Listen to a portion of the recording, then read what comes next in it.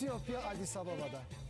Addis Ababa'nın hikayesi Entoto Dağı'ndan başlıyor. Şu anda bulunduğumuz yerden başlıyor. İkinci Meleğin sarayı Entoto Dağı'nda.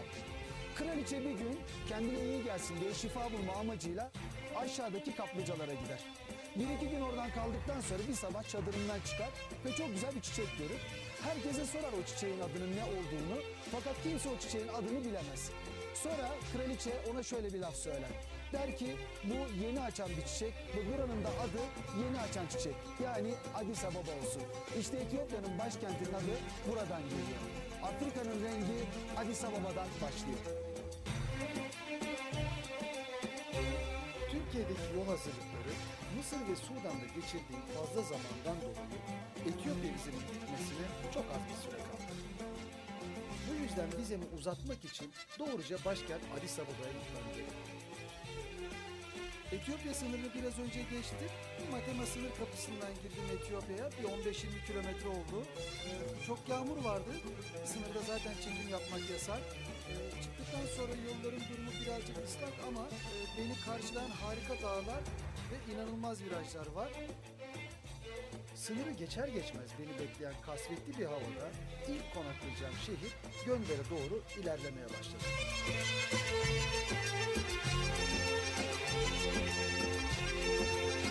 Gün akşama dönerken çobanlar da artık sürülerini yavaş yavaş köylerine geri götürüyorlar.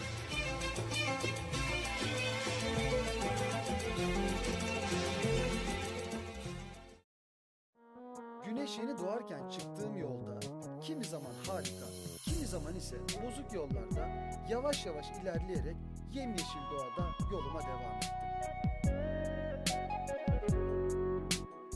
Etiyopya'da yağmur mevsiminin sonları olmasına rağmen güneşli harika bir hava dakikalar içerisinde inanılmaz yağmurlu bir atmosfere dönebiliyor.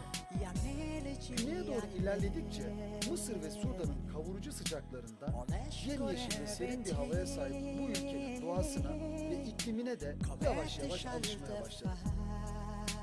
Etiyopya'dayım. Gondar'dan Addis Ababa'ya doğru gidiyorum. Etiyopya dağlar ülkesi. İnanılmaz güzel asfaltla inanılmaz güzel virajları var.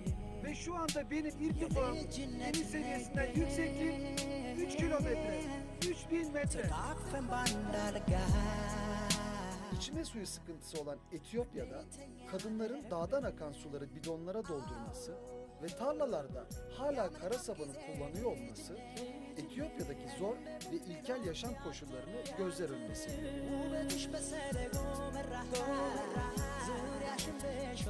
Sakin ve güzel yollardan sonra derme çatma kasabalar derken başkent Addis Ababa'ya ulaştım.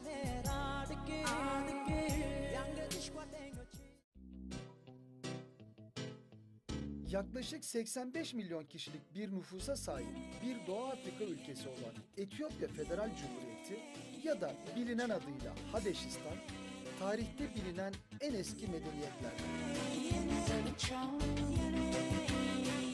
Etiyopya'nın Afar bölgesinde yapılan arkeolojik kazılarda 3 milyon yıllık insan iskeleti kalıntılarına rastlanılması, tarihi çağların başlamasından çok önceleri bile bölgenin insan toplulukları için bir yaşam sahası olarak kullanıldığının bir işareti olabilir. Tarihi milattan önce 13. yüzyıla kadar uzanan Etiyopya, 1936-1941 yılları arasındaki İtalya işgali dışında tarihi boyunca sömürge olmamış tek Afrika ülkesi. Ülkede 1960-1990 yılları arasında Eritre sorunu yaşanmış. 1993 yılında Eritre'nin Etiyopya'dan ayrılarak ayrı bir devlet olması, Etiyopya'nın Kızıldeniz ile bağlantısını yok etmiş ve ülkenin denize kıyısı dolayısıyla limanı kalmamış. Bu ayrılış belki de Etiyopya'nın kaderini belirlemiş. Ekonomisi neredeyse tamamen tarıma dayalı Etiyopya'da ihraç ürünlerinin %90'ı ve istihdamın %80'i tarım sektöründen karşılanmakta. Bölgeler yağış miktarı açısından farklılık göstermekte ve birçok alanda zaman zaman kuraklık yaşanabilmektedir. Tarım ürünlerinin %80'ini tahıl, mısır, arpa, darı ve yerel bir tahıl ürünü olan tef oluşturmakta. Kahve, Etiyopya ekonomisi son derece önemli. 15 milyon kişiden fazla bir nüfus kahve sektöründen geçimini sağlamakta.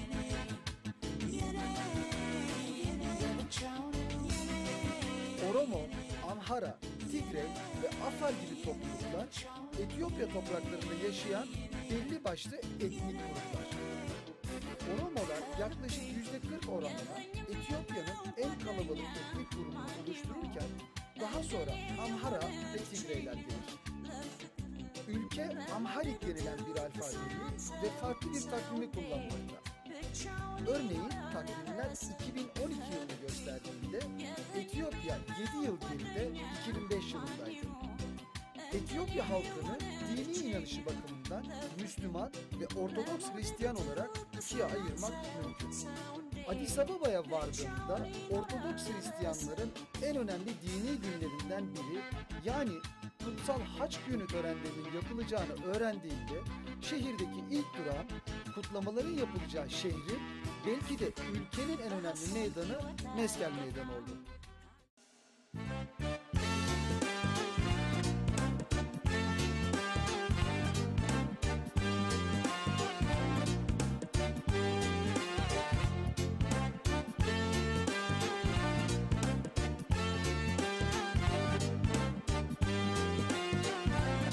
Gerçek haçın, yani Hazreti İsa'nın çarmıha gerilip üzerinde vefat ettiği orijinal haçın bulunmasını anmak için yüz binlerce insanın katıldığı tören, Müslümanların bayram namazlarının yanı sıra ülkedeki en büyük dini kutlama.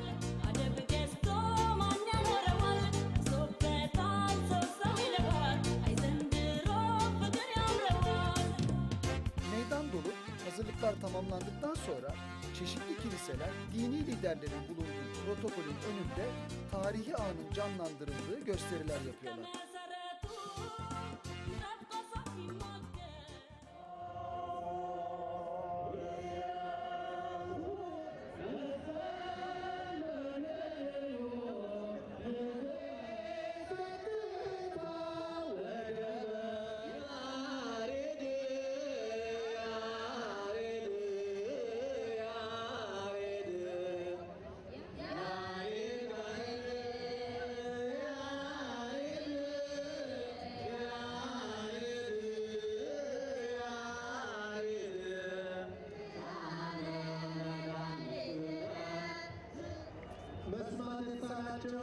Törende en coşkulu anlar sembolik Helena'nın haçı bulmasını anlatan gösterilerde yaşanıyor.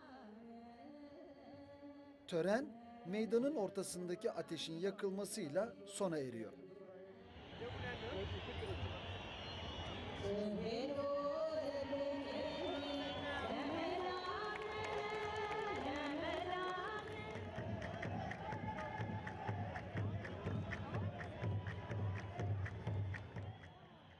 Ateş yakılmadan önce meydandan halkın doldurduğu tribünlere doğru gidip gösterileri oradan izlemeye devam ettim.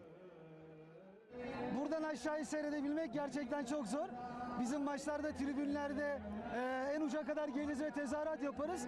Burası birazcık ona benziyor gerçekten. Hınca hınç dolu.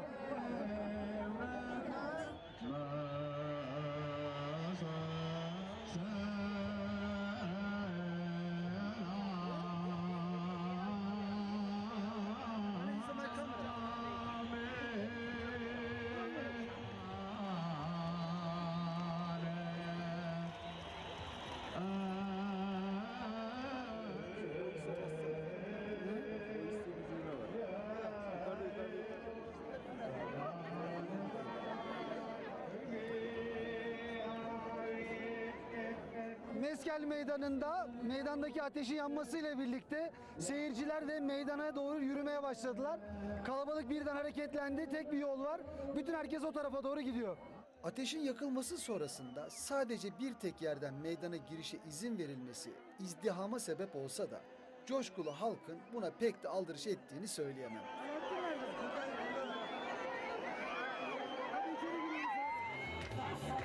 Kutlamalar gece sokaklarda kesintisiz devam ediyor.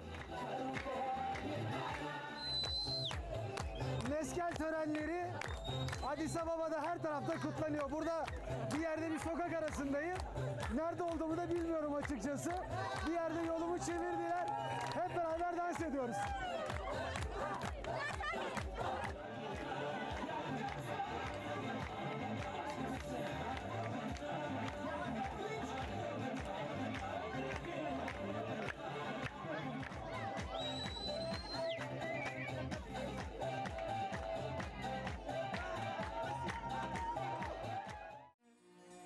Geç saatlere kadar dolaşıp eğlencelere dahil olduğu gecenin sabahında Addis Ababa'nın turistik yerlerini dolaşmaya çıktı.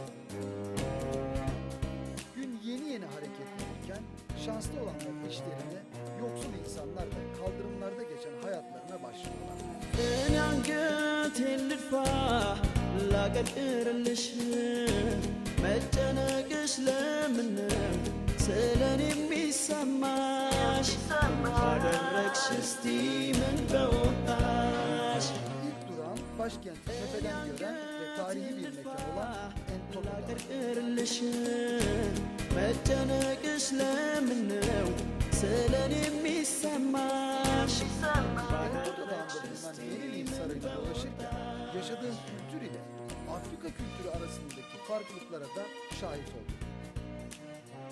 İkinci Menelik, Etiyopya'yı 22 sene boyunca Entoto Dağı'nda bulunan, şu anda onlara göre palas, saray denilen bu 3 tane yapının bulunduğu yerden yönetmiş. እኔ እንጂ ለሁሉም ምክንያት መሰረት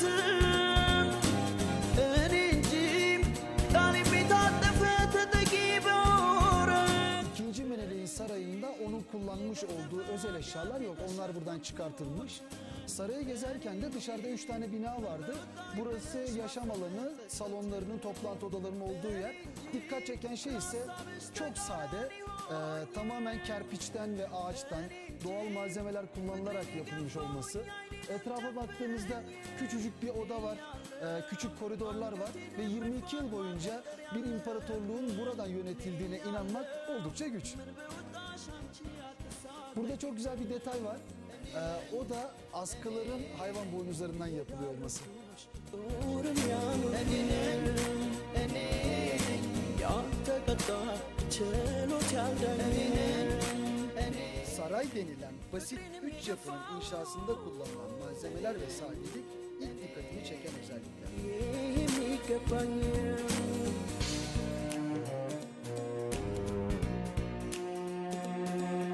Entoto Dağı'nı gezerken dikkatlerden uzak, sessiz sedasız bekleyen bir tane küçük kulübe var.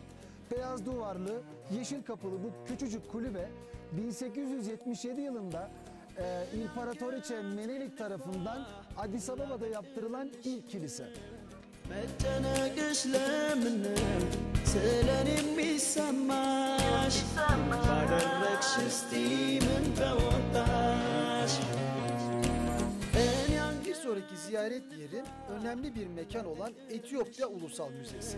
መጨነቅሽ ለምነው ስለኔ የሚሰማሽ Addis Ababa'da Etiyopya Ulusal Müzesi'ndeyim. Ulusal Müze'de bir oda var ve bu odada insanın atası olduğu iddia edilen bir iddiaya göre maymun veya insan kafatasları var. Bu birincisi Homo sapiens dediğimiz bölümden başlıyor ve koridoru böyle takip ettiğinizde kafataslarını milyon yıl olarak atlıyorsunuz ve son standa gittiğinizde toplam 7-8 adımda 10 milyon yıl ileriye gidebiliyorsunuz. Afar bölgesinden çıkarılan kafa taslarının kafa, çene ve diş yapılarının değişimini gözlemlemek insanı gerçekten şaşırtıyor. Bu değişimi gözlemlemenin son durağı ise ünlü Lucy ile tanışmak. Müzede çok özel alanlardan bir tanesi de bu yanımda görmüş olduğunuz iskelet. Bu iskeletin adı, takma adı Lucy. Bir inanışa göre ilk 2 ayağı üzerinde yürüyen maymun Lucy'ymiş. ያለው አንገቴን መድፋት ማቀርቀር ያለብኝ Müzeyi gezerken en önemli şey doğru bilgileri almak. Bu müzede bana Haile Yesus yardımcı oldu. Buranın resmi rehberlerinden. Bu daha öncesinde ben bu kafatasına baktım, resmine baktım. Bir fil kafatası olduğunu anladım. Fakat Haile Yesus bana çok küçük bilgiler verdi ve insanın bakış açısı da otomatikman değişiyor. Bu günümüzden 3,4 milyon yıl önce yaşayan bir filin kafatası, toplam ağırlığı 300 kilogram. Sadece kafatasının ağırlığı 300 kilogram ve günümüze yaklaştıkça bu ağırlık yarıdan fazla azalıyor. Yani filin yapısı da büyüklüğü de 3 milyon yıl öncesinden günümüze doğru küçülmeye başlıyor.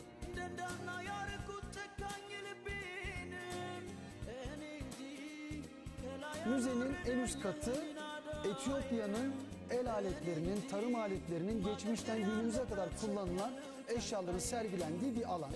Burada bir tane de kara saban sergilenmiş. Bu kara sabanı ben yollarda geçerken onlarca defa, yüzlerce defa gördüm ama onlar müzede sergiliyorlar.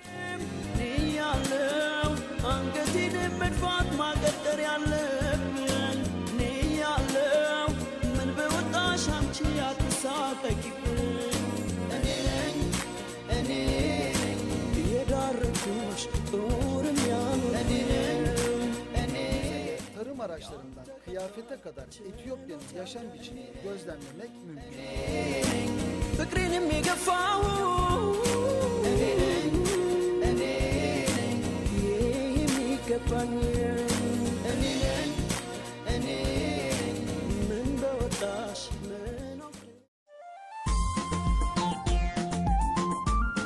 Müzeden sonra kalabalık başkent sokaklarında dolaşırken gerçekten çok hoş bir karşılaşma yaşadım. Addis Ababa'yı dolaşırken kendime kalacak bir yer ararken bir otele geldim. Tam resepsiyona giderken sol tarafta gözüme tanıdık renkler geldi.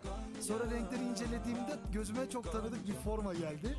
Ve bunun bir Fenerbahçe forması olduğunu gördüm. Tabii Japon'un üzerindeymiş. Daha doğrusu Japon olduğunu sonradan öğrendim. Hello. Yeah, hello. You okay? Yeah, okay. What's your name? I'm Keita. Keita. Yes. Where are you from, Keita? From Japan. Japan. Yes. Japonya'dan Keita ile beraberiz. Keita, do you know Turkey? Yes, I know Because Turkey. you use Turkish uniform as a Fenerbahçe. Yes. Did you go to Turkey? Yes, I went to two times. Two times? Turkey, yes. İki kere gitmiş Türkiye'ye. So which cities? At first Istanbul and Ankara and Cappadocia and Pamukkale, Fethiye, Olympus and Samsun, Bafra, Trabzon and Erzurum and Dobeze. Oh, that's all. Bunları tercüme etmeme gerek yok. The best place for you. My best place is Cappadocia. Cappadocia.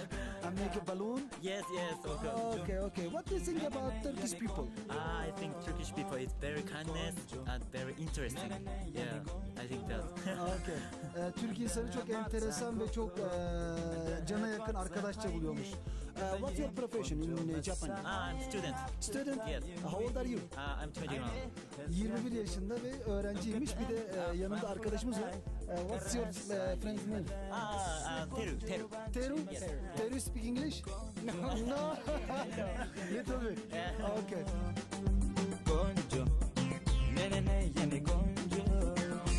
Kendime kalacak güzel bir yer ayarlayıp günü sonlandırdım.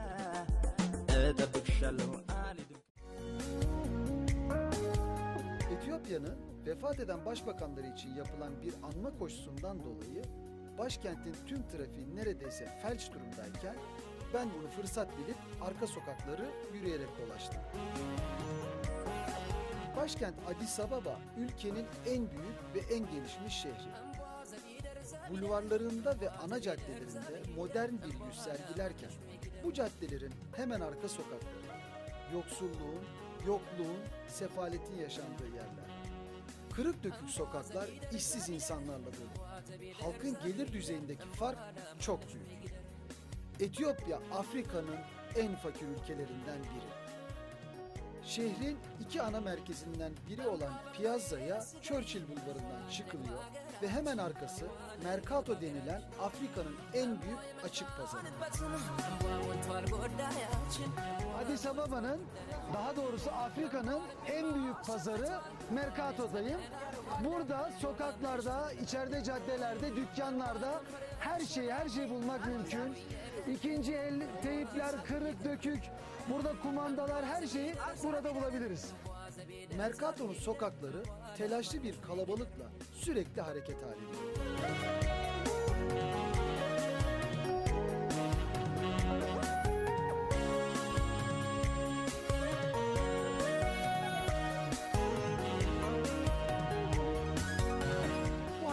Adapazarı'nın hemen yanındaki Amerikan Gibbi yapısı ve yaşam tarzıyla insanı hem sarsıyor hem de şaşırtıyor. Addis Ababa sokaklarında dolaşmak gerçekten çok keyifli. İnsanı heyecanlandırıyor, şaşırtıyor. Daha 2 dakika önce büyük bulvarlardan, çok güzel binaların arasından geçip bir sol sokağa, bir sağ sokağa saptığınızda çok farklı bir dünyaya geçebiliyorsunuz. Burası piyazzanın hemen yan tarafında Amerikan Gibbi denilen bir semt. Birazcık gettolaşmış bir yer. Genellikle Müslümanların yaşadığı bir yer ama şunu gerçekten gösteriyor. Etiyopya halkının, Addis Ababa halkının merkezinin dışında yaşadıkları standart böyle bir standart. Genellikle barakalar, teneke evlerin içinde yaşıyorlar ama hayatları gerçekten iyi ve çoğu insan burada mutlu ve gülüyor.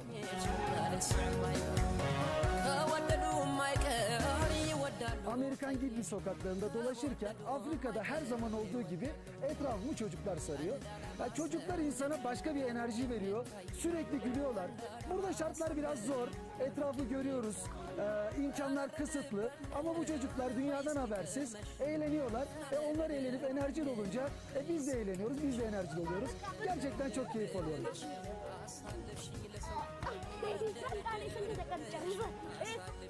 Motoruma atlayıp öylesine arka sokaklarda dolaşmaya devam edip Müslümanların ve Hristiyanların birlikte yaşadığı Jirkos denilen bir semte vardı.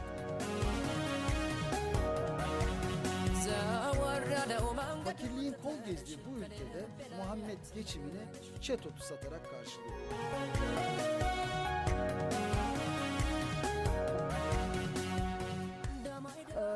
Bu Etiyopya'nın daha çok doğu taraflarında Dirdava, Harar vesaire gibi yerlerde yetişiyor. Oradaki fiyatlarıyla buradaki fiyatları farklı. Bu gerçekten bu coğrafyanın bir illeti. Bu çok kötü bir şey. Çünkü sokaklarda bunu kullandığı için aklını kaybetmiş çok insana rastladım. Hem ekonomik olarak insanları çok zorluyor hem de sağlık olarak zorluyor ama ülkelerin ekonomisine de bir şekilde katkı verdiği için devlet tarafından sanıyorum ki çok da fazla göz ardı edilmiyor. Bu bölgede Müslüman ve Hristiyanların birlikte yaşadığını söylemiştim. Yanımda Muhammed var. İlk önce Arapçaya selam verdik. Sonra İngilizce konuştuğunu da öğrendim.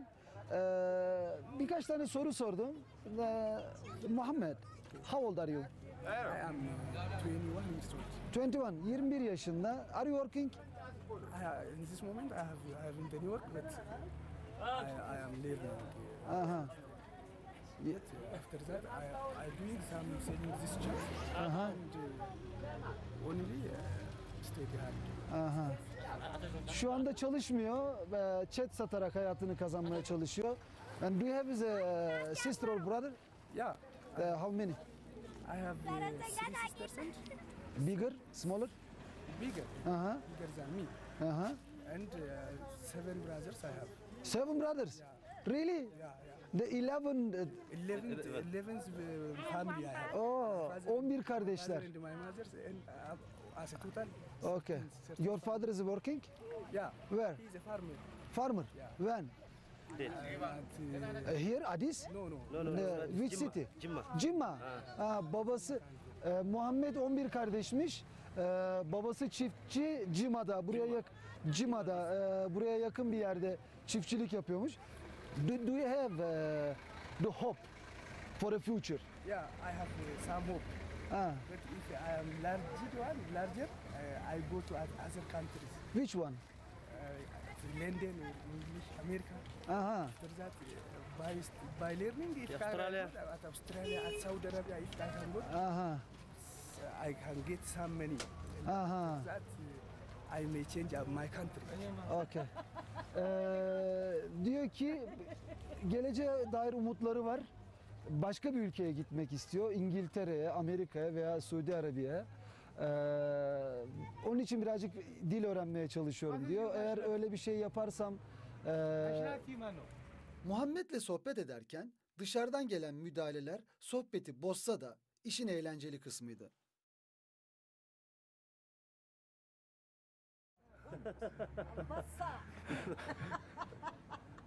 bu ülkede birçok insanla kayıtta veya kayıt dışı görüştüğümde hep aynı cevaplarla karşılaşıyorum.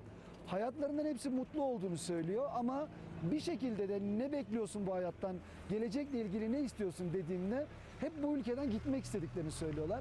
Bunu da anlayabilmek çok kolay değil. Sokaklarda insanlarla tanışıp sohbet ederek nasıl bir hayat sürdüklerini öğrenmeye çalıştım. Aslında gördüğüm manzara çok da söze gerek bırakmıyordu. Gençlerle oynadığım ve bir türlü kazanamadığım ama çok eğlendiğim langırt maçından sonra nereye gittiğimi bilmeden öylece dolaştım.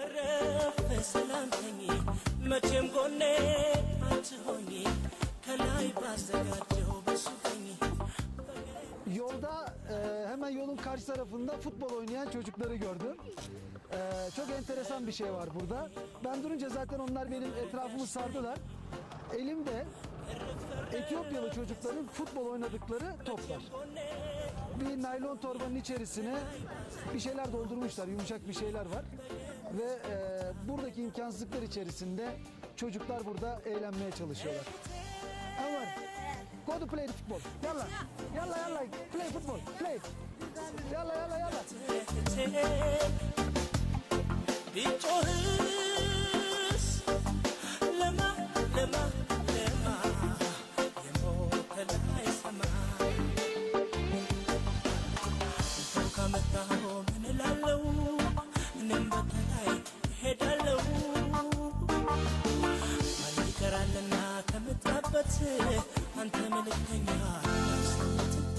El arabalarında şeker kamışı bulmak mümkün.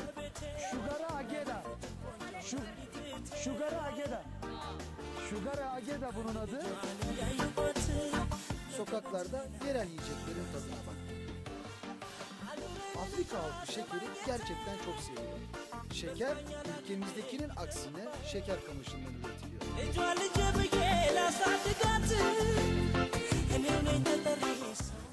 Bu işlemden sonra asıl lezzetli olan bölüm başlıyor. Dışını aynen böyle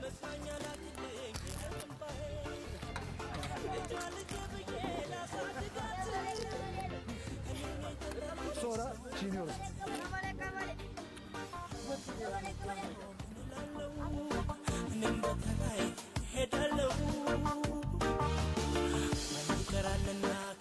Burada çok enteresan bir kültür var. İnsanlar çiğ et yiyorlar. Hayvan etlerini çiğ et yiyorlar. Pişirmeden yiyorlar. Çok lezzet aldıklarını söylüyorlar. Ben çok denemeyeceğim çünkü daha uzun bir yolum var. Buradan herhangi bir bakteri almak istemiyorum.